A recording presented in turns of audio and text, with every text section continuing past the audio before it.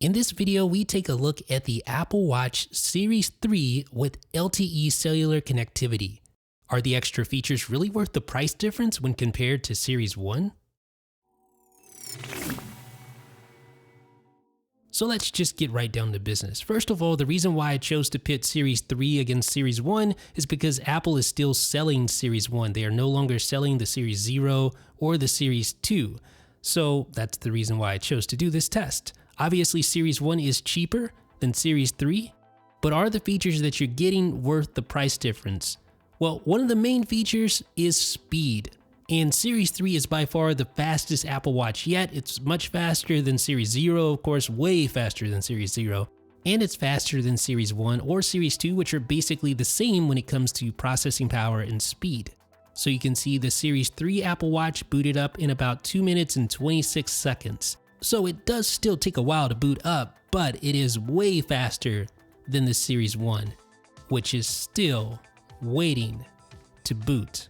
And there it goes, 3 minutes and 39 seconds for the Series 1, 2 minutes and 26 seconds for the Series 3. Now let's check out a stock app speed test. But before that, I want to remind you guys to subscribe if you haven't already, and make sure you join the notification squad to get alerts whenever we post new content. All right, so now let's run a quick test on some of the stock applications. You see the activity app. Both of them loaded up pretty fast. You're gonna notice that most of the stock applications load up fast on both watches, although the Series 3 is still faster in every single test, as you see there. So let's run settings. And of course, I've closed all of these apps prior to loading them up here so we get a fresh instance of each app. So the workout app is loaded on 3 and loaded on 1. So really, like I was stating, you're going to notice that the stock applications are pretty well optimized to run on both devices. You're going to notice a bigger difference, however, with third-party applications. So let's load up the MLB at Bat application. It's loading on both devices here. It's finished on Series 3, still loading on 1, and now it's done on 1. So a little bit longer load time there. Let's try the Carrot Weather app. Complete on Series 3 and finished on Series 1. Let's try Instagram. Done on Series 3, done on Series 1. Nike Plus Run Club. Done on Series 3. Still loading on Series 1. There we go. Shazam. Done on Series 3. And finished on Series 1. And Things. Finished on Series 3, finished on Series 1.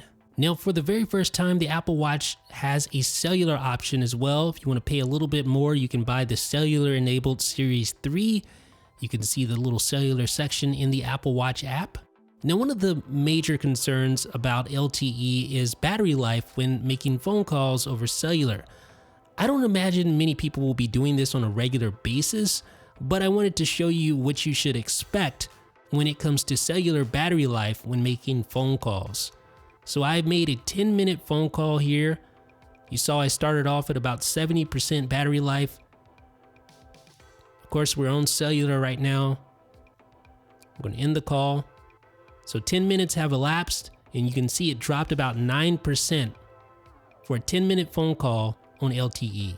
It's awesome to have that ability to make phone calls over cellular, but you will pay for it with battery life. Speaking of cellular, in an upcoming version of iOS, you'll be able to stream music over a cellular connection using the new Radio app or the Music app. Another interesting benefit of the LTE version of the Apple Watch Series 3 is that you get double the storage capacity. You don't get that with the standard GPS version, but you do get a built-in barometric altimeter for measuring elevation.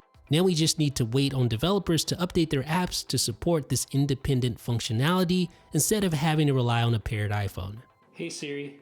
Now this is kind of a big deal. With Apple Watch Series 3, Siri speaks back to you for the very first time on the watch. Yes? What time is it in Chicago? In Chicago, Illinois, it's 4:51 p.m. How do I get to Disney World?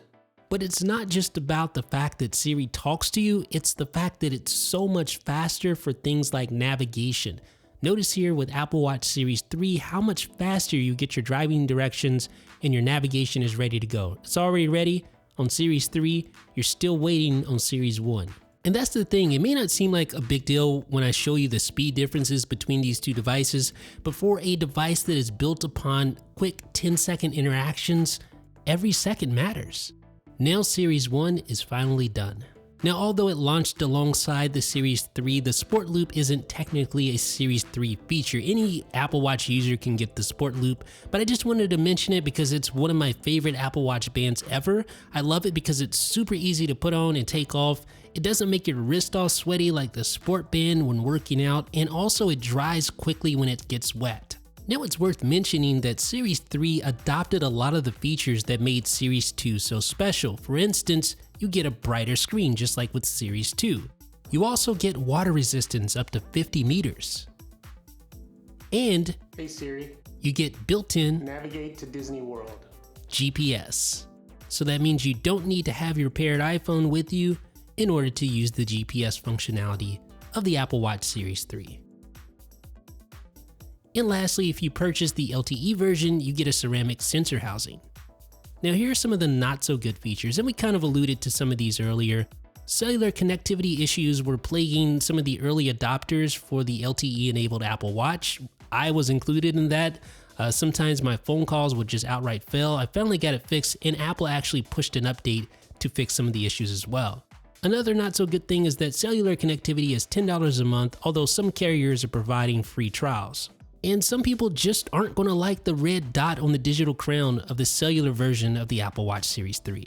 And compared to Series 1, the Series 3 is quite a bit thicker. Not only is the actual case thicker, but the sensor housing is a little bit thicker as well. And for those of you who opted for the LTE version of Series 3, there's just not a lot of apps that are third-party apps that actually support cellular connectivity yet.